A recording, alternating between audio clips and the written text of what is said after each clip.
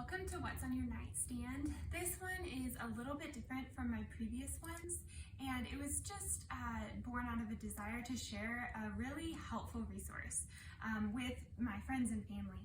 And so this comes from, in the past, just having so many students, young men and young women, sit across from me and talk about how they accidentally found pornography as a little kid, or they stumbled across it and they felt ashamed and didn't know what to do, and then they became addicted to it, and then they just got caught in this cycle. And these kids later, they wish they had more support and help. And with the technology boom, there wasn't as many good resources to figure out, like, how do you help your kids navigate this? And so those resources are starting to come out. And I think this is so important, because I think the enemy targets and attacks sex and sexuality because of God's holy design for it, and seeks to really corrupt it and to just hurt people. And so I'm going to share a resource that I've found super awesome. So if you have children, if you have nieces or nephews, if you take care of children, this is one that I would recommend. And so it's called Good Pictures, Bad Pictures, and I have the junior version here, which is for ages 3 through 6, and then they have an older version as well.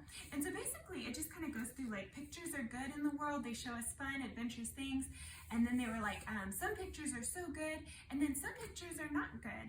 And they talk about, like, every part of your body is good, but some parts are private, and so any pictures that show our private parts are not good. So it really explains it in age-appropriate terms, and what I really liked is it specifically says if you accidentally see a bad picture, because let's face it, kids are they're 2 years old and they're on the phones on YouTube, and YouTube is no respecter of persons, or TikTok or whatever.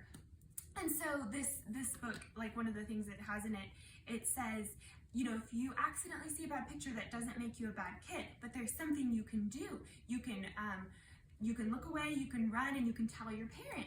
And they walk through, it's really, really well done as far as just, like, parents being equipped to respond to their children and to, be able to help them. And then in the back, it has a whole, so like, it's a picture book, that's really well done.